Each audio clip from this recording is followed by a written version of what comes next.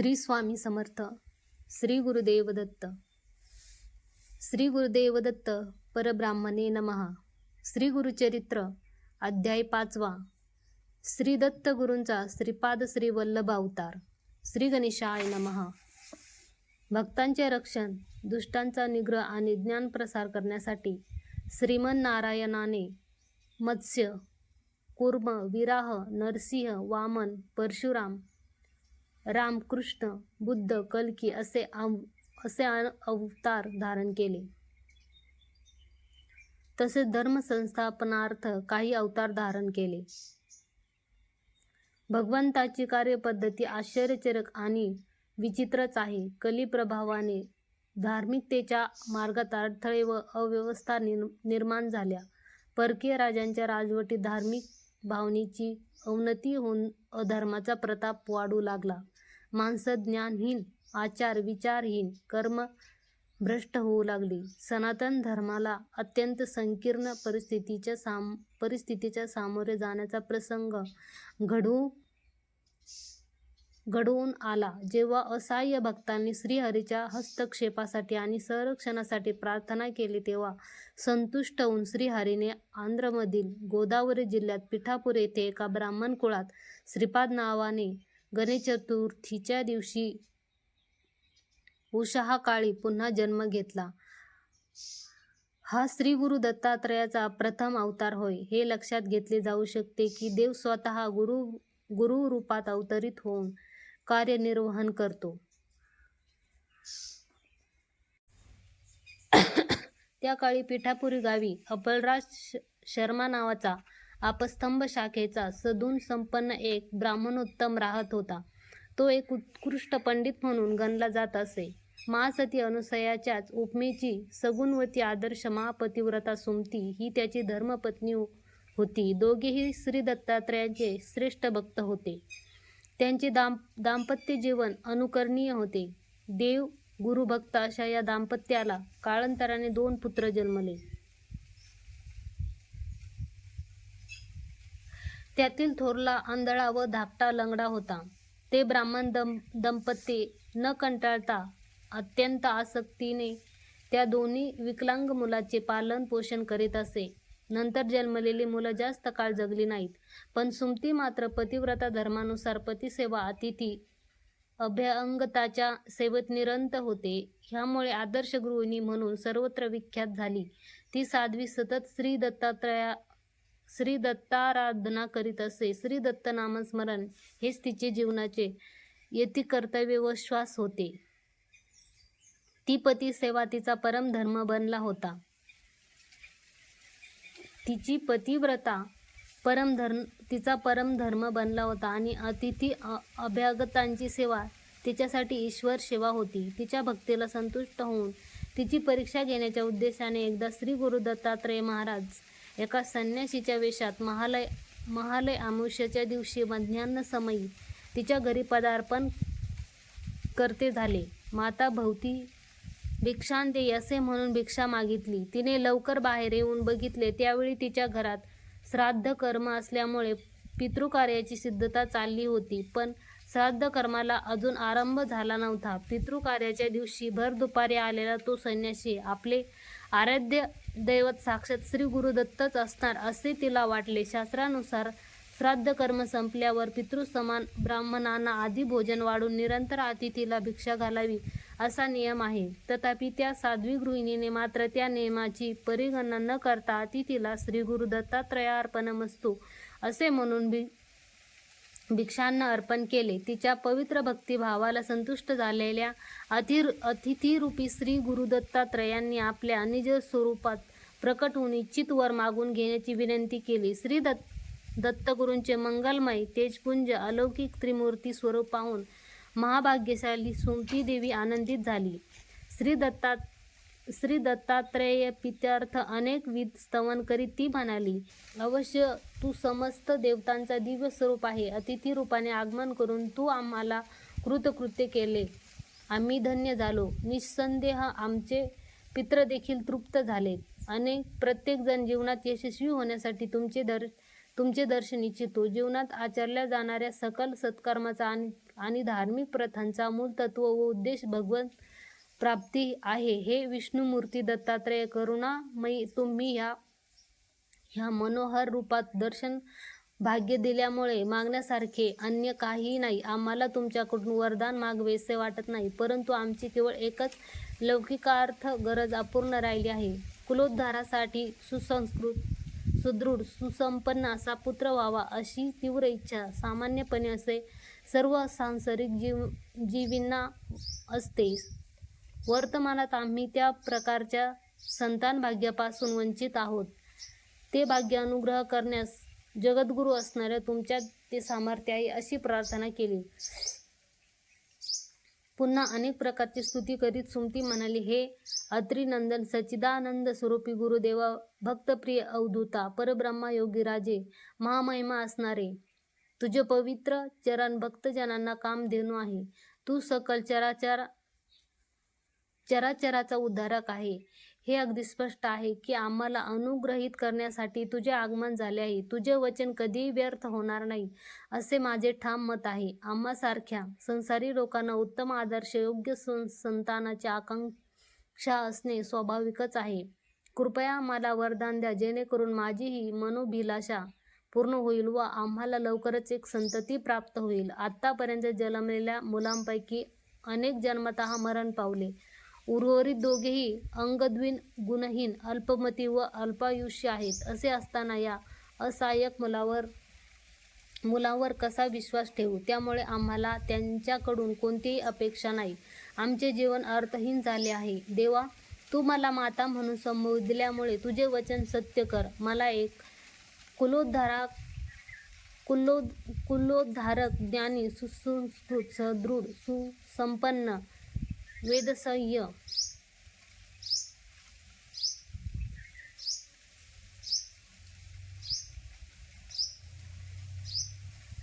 मला एक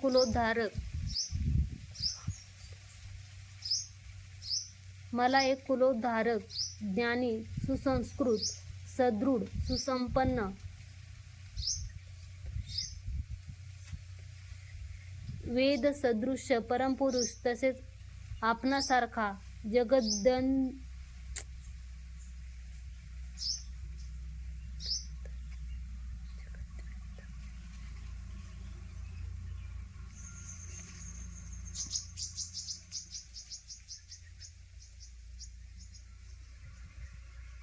मला एक कुलोद्धारक, ज्ञानी, सुसंस्कृत, सुदृढ, सुसंपन्न, वेद सदृश परमपुरुष तसेच आपणासारखा जगद्वंद अशा देवतास्वरूपी सुपुत्राचे वरदान दे. हेच मी मागते. असे कारुण्य भावनेने विज्ञापिले. त्या मातेची श्रद्धा, भक्ती, विनयता पाहून आणि संस्कारयुक्त कारुण्य भावाने भरलेले विज्ञापन ऐकून श्री दत्तगुरू प्रसन्न झाले व भक्तांना दीक्षा देण्यासाठी आपला संकल्प कार्यरत करण्याच्या उद्देशाने त्या तपस्वी संन्याशाने तिला आशीर्वाद दिला. हे माते, तुझ्या मनामध्ये सखोल साठलेली चिंता सोड. तू माझ्यासारखाच एका श्रेष्ठ, ज्ञानी, जगद्वंद, पुराणपुरुष, तपस्वी, सुसंस्कृत पुत्राला जन्म देशील. येणाऱ्या काळात तोच श्रीपाद श्री वल्लभ नाम रूपाने प्रख्यात होईल. तोच तुमच्या वंशाचा उद्धार करणार व आजच्या कलियुगामध्ये महान कीर्तिवंत होणार. तुम्ही मात्र त्याच्या इच्छेविरुद्ध कोणतीही गोष्ट करता कामा नये. त्याच्या भावनांचा कधीही अनादर करू नये. त्यासाठी कोणत्याही परिस्थितीत तुमच्या विचाराचे ओझे त्याच्यावर लादू नका व तसे केले तर तो तुमचा त्याग करून जाईल. तोच तुमचा उद्धार करता असेल. एवढे मार्मिकपणे बोलले. मग सुमती देवी म्हणाली, आमचे वर्तन तथानुरूप तूच करावेस. तुझ्या संकल्पासारखे होऊ दे. आम्हाला तुम्हीच त्या विवेकशक्तीची कृपा करावी. असे मागितल्यावर श्री दत्तगुरूंनी तथास्तु असा आशीर्वाद देऊन क्षणार्धात अंतर्धान झाले. श्रीगुरूंचा वर प्राप्त झालेल्या सुमतीच्या मनात आनंद, आश्चर्याच्या संमिश्र भावना एकाच वेळी उपजल्या. तिने आपले पती अपळराजाला सर्व वृत्तांत कथन केला. आपल्या वंशाचा उद्धार होणार या कल्पनेने अपल राजाही अत्यंत आनंदित झाला. तो पत्नीला उद्देशून म्हणाला, हे देवी, तू खरोखरच धन्य आणि भाग्यवान आहेस. तू परमपवित्र असल्यामुळे श्रीदत्त दर्शनाचा अलभ्य योग तुला मिळाला. आज आपल्या आनंदमयी व समाधानकारक भावी जीवनाची द्वारे खुली झाली आहेस. तू ज्यांना आता भिक्षा दिली ते दत्तात्रय आहेत, यात किंचितही संशय नाही. त्यामुळेच तू श्री गुरूंच्या अनुग्रहाला पात्र झालीस व त्यांच्या कृपाप्रसादाने तुला निश्चित पुत्ररत्न प्राप्त होईल. माझ्या औपचारिक सूचनांची वाट न पाहता अतिथीला भिक्षा देऊन तू सर्वात योग्य कृती केली आहेस. त्यांच्या दर्शनाने आपले पित्र अवश्य तृप्त झाले आहेत. अतिथी कोणत्याही समयी आला तर त्याला भिक्षा अवश्य द्यावी. अतिथी विमुख होणार नाही याची काळजी आम्ही घ्यावी. त्यासाठी माझी अनुज्ञा घेण्याची आवश्यकता नाही. मध्यान्ह समयी श्री दत्तात्रय भिक्षू रूपाने काही ठिकाणी भिक्षाटनाला येतात. माहूरगड, नरसोबावाडी, करवीरपूर, पांचाळेश्वर, औदुंबर ही श्री दत्तगुरूंच्या नियमितपणे वास करण्याची पुण्यस्थळे आहेत.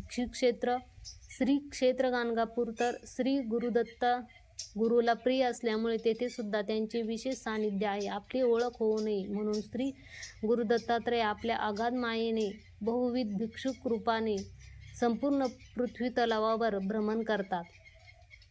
देवा सुमती वदली, स्वामी, आज माझ्याकडून एक चूक झाली आहे. ब्राह्मणाचे भोजन झाल्याविना भिक्षा घालू नये अशी आपली आज्ञा होती, पण मी त्याचे पालन न करता अतिथीला भिक्षा दिली. तेव्हा तिचे सांत्वन करीत अपल राजा म्हणाला, हे सुमती, तू सुमती नावास योग्य आहेस. तू प्रसंगोचित बुद्धिमत्ता दर्शवली आहेस.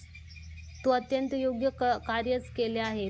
पितरांना अतृप्त करणाऱ्यांच्या आजच्या श्राद्ध कर्माच्या दिवशी देवता सार्वभौम साक्षात महाविष्णूनेच आमच्या घरी आगमन करून भिक्षा भोजन स्वीकारले आहे. श्रीमन नारायण सर्वाच्या पाठी असणारी आधार शक्ती आहे. त्याच्या अनुग्रहाने त्याला भिक्षा अर्पण केल्यामुळे आम्ही सांसारिक कल्पशांतून मुक्त होऊन परिशुद्ध होतो. त्याच्या कृपेने आराधक साधक तत्वज्ञानी होतो. जेव्हा आपण त्याला अन्न अर्पण करून मग आम्ही अन्न सेवन करतो तेव्हा आम्ही पाप कृत्याच्या अशुद्धतेतून मुक्त होतो. निश्चितच पितृलोकात असणाऱ्या आमच्या पितरांना शांती लाभून ब्रह्मलोक प्राप्त झाले. तू चिंताक्रांत होण्याचे काही कारण नाही. निश्चित राहा असे म्हणून आपल्या पत्नीचे कौतुक केले व पुनश्च आपल्या पत्नीला उद्देशून म्हणाले, हे सद्गुणी माझ्या जीवनी सांगाती, गुरूंच्या कृपेसाठी तू पात्र झाली आहेस. त्यामुळे तुला त्यांच्या अनुग्रहाने निसंशय त्यांच्यासारखा पुत्ररत्न प्राप्त होईल. ब्राह्मण दाम्पत्य सदैव श्रीगुरूंची आराधना व ध्यान करीत असत. पुढे काही काळानंतर सुमुहूर्तावर सुमतीने गर्भधारण केल्याचे उघड झाले. 9मा समाप्तीनंतर भाद्रपद शुक्ल चतुर्थीच्या दिवशी प्रभाते शुभ मुहूर्तावर देवोत्तम असा पुत्ररत्न तिला प्राप्त झाला. जन्माला आलेला पुत्र महातपस्वी तसेच साधकांना दीक्षा देण्यास समर्थ असा सद्गुरू, उभयकुळ उद्धार करणारा सिद्धपुरुष, लोककल्याणकर्ता, विश्वविख्यात, जगद्वंद्य असणार व सद्गुरू दत्तात्रयाचा अवतार आहे असे भविष्य ज्योतिषीने वर्तविले. श्री दत्तगुरूंच्या अनुग्रहाने जन्मल्यामुळे त्याचे नावही श्रीदत्त नामांपैकी एक श्रीपाद असे ठेवण्यात आले. अशा प्रकारे परमतत्वाने श्रीपाद श्रीवल्लभांच्या रूपाने एका दिव्य कार्यासाठी, अभियानासाठी पृथ्वीवर जन्म घेतला. लहान वयापासूनच श्रीपाद विविधरंगी चित्रविचित्र लीला करून दाखवित असे. तो बाल्य अवस्थेपासूनच सुसंस्कृत पांडित्य, असाधारण प्रज्ञापाठ प्रदर्शित करीत असे. सृष्टीच्या उत्पत्तीला कारण असणारा प्रणव ओम मंत्राचा उच्चार करीत असे. षोडशकला परिपूर्ण परब्रह्माचा अवतार दत्तात्रय स्वरूपी श्रीपाद बालकाची बाललीला पाहून त्याच्या आईवडील व आसपासचे लोक विस्मयचकित होत असे. सर्वजण आनंदमय वातावरणात रमत असत. वयाच्या 8व्या वर्षी अत्यंत वैभवपूर्ण रीतीने त्या बालकाचा उपनयन संस्कार करण्यात आला.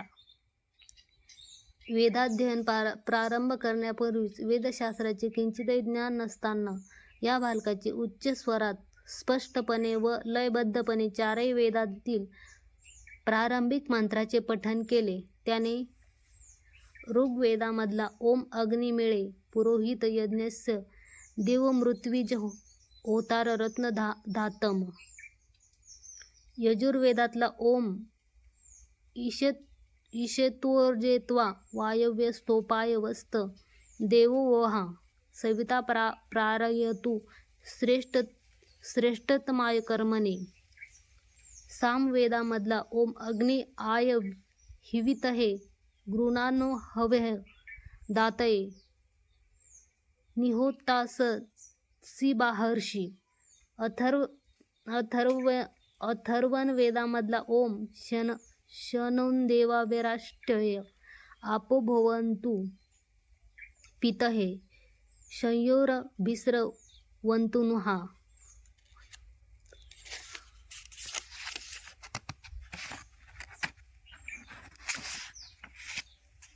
हे मंत्र म्हटले. त्याशिवाय तर्कवाड्यमय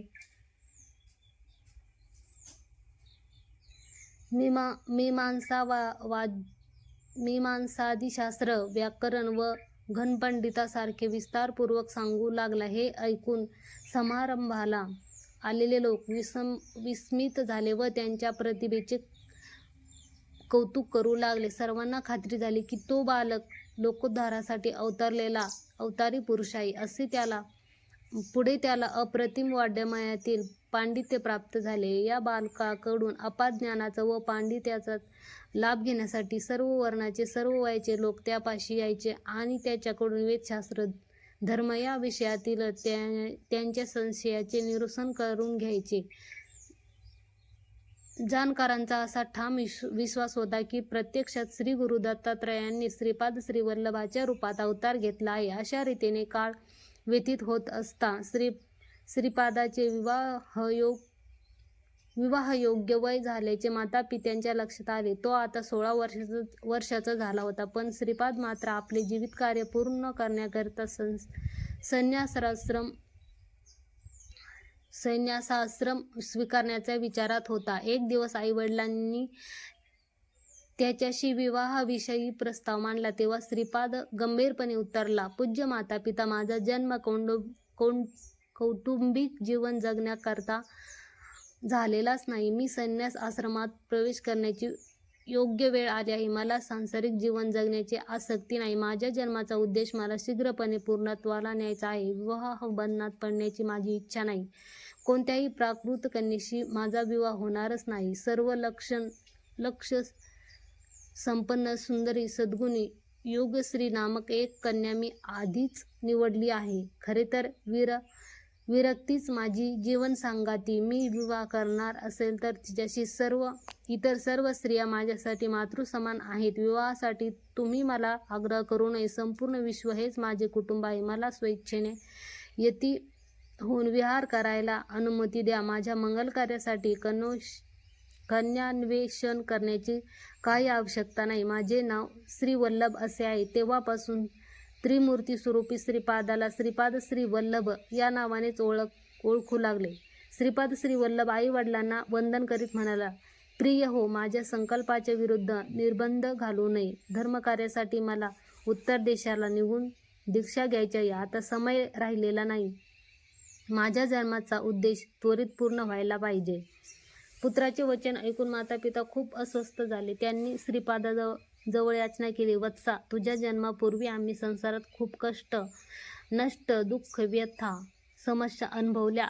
तुझ्या जन्मानंतर ते सगळे विसरून सुखात जगत आहोत. आता आम्ही तुझ्याशिवाय क्षणभरही जगू शकत नाही. खरे तर पुत्राला मातापिता सर्व काही असतात. त्यापेक्षा श्रेष्ठ देवही नसतो.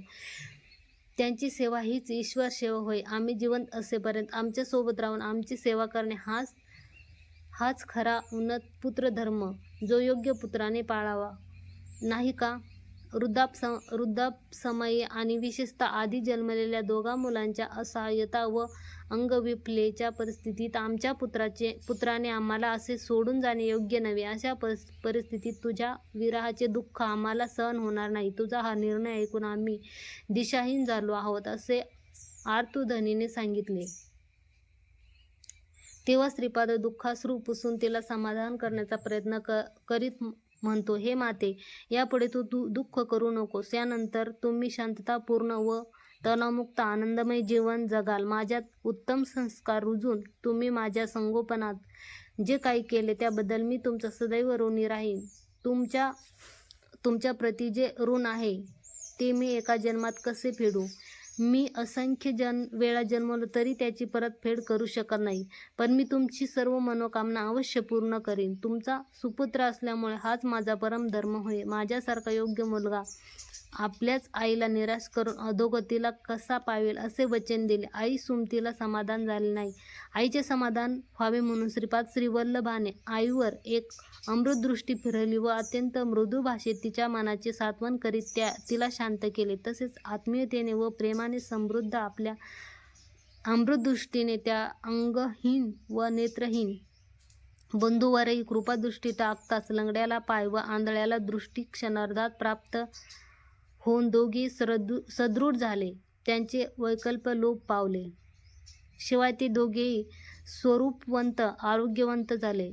श्रीपादरायांनी त्यांच्या भावी जीवनाच्या कल्याणासाठी आशीर्वाद दिला. तत्क्षणी त्यांच्यात चमत्कारिक परिवर्तन घडले. लगेच त्यांना वेदशास्त्राचे ज्ञान मुखोद्गत झाले व त्वरित वेदशास्त्राचे पठण करू लागले. त्यानंतर श्रीपादरायांनी आपल्या सहोदरांना संबोधिले. प्रिय सहोदरांनो, मातापिता देवता समान मानून प्रीतिवात्सल्याने त्यांची काळजी घ्या. मातापित्यांकडून मिळणारे प्रेम इतर कोणाकडूनही मिळत नाही. मातापित्यांची उत्तमरित्या सेवा करीत लौकिकार्थात उत्कर्ष, सुख, समृद्धी, ज्ञान, दीर्घायुष्य, आरोग्य व परमपुरुषार्थ प्राप्त करून घ्या. असे केल्याने जीवनात कोणत्याही प्रकारची उणीव तुम्हाला भासणार नाही, असे अभिष्टचिंतन व्यक्त केले. श्रीपादराय पुन्हा एक वार मातापित्यांच्या चरणावर नतमस्तक झाले आणि आईला उद्देशून म्हणाले, प्रिय माते, तुम्ही दुःखी होण्याचे कारण राहिलेले नाही. तू आता तुझ्या शतायुषी व सशक्त पुत्रांसोबत आनंदाने जग.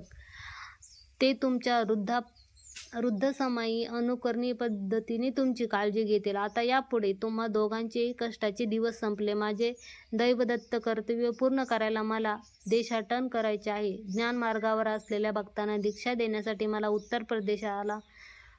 उत्तर दिशेला प्रयाण करायचे आहे. तुम्ही माझ्यावर कृपा करा व माझी मागणी मान्य करून आनंदाने मला निरोप द्या. तुम्ही निश्चित राहा, मी तुम्हाला दर्शन देण्यासाठी पुन्हा येणार. असे अभय देऊन मातापित्यांना 3 वेळा प्रदक्षिणा घालून साष्टांग नमस्कार केला व प्रयाणासाठी त्यांची अनुमती मागितली. त्यावेळी श्रीपाद श्रीवल्लभाच्या मातापित्यांना भिक्षुकरूपी अतिथीने यापूर्वी सांगितलेल्या वचनाचे स्मरण झाले. त्यांनी कोणताही विचार न करता त्याच्या शब्दाचे पालन करण्याचा संकल्प केला, कारण त्यांनी हे जाणले की त्यांचा मुलगा संपूर्ण विश्वाचा पुत्र आहे, ज्याचा जन्म लोककल्याणासाठी व लोकोद्धारासाठी झाला आहे. या वियोगाच्या क्षणी श्रीपादरायांनी आपल्या मातापित्यांना आपले निजरूप दाखवले. शेवटी आईला दिलासा झाला. श्रीपादांनी आईची संमती मागितली आणि प्रयाणासाठी सज्ज झाले. आई वडिलांचे असे मत होते की त्यांनी जगाच्या कल्याणार्थ अवतार घेतलेल्या आपल्या मुलाची आज्ञा पाळली पाहिजे.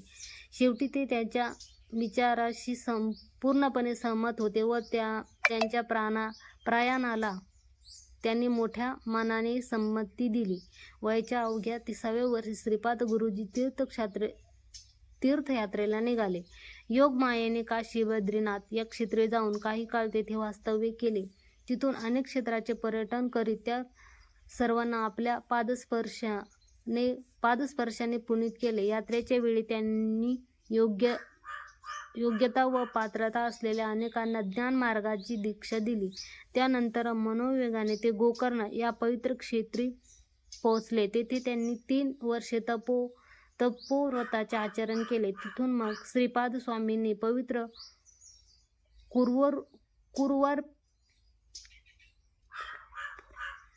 कुरवपूर क्षेत्री आगमन केले.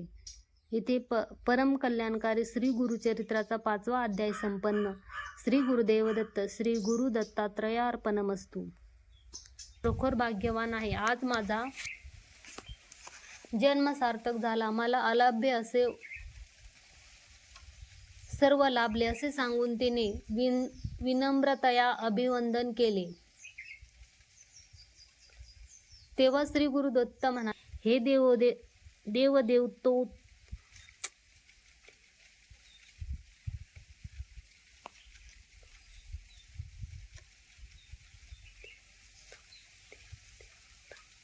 हे देवदेवोत्तम गुरुदेवा, मी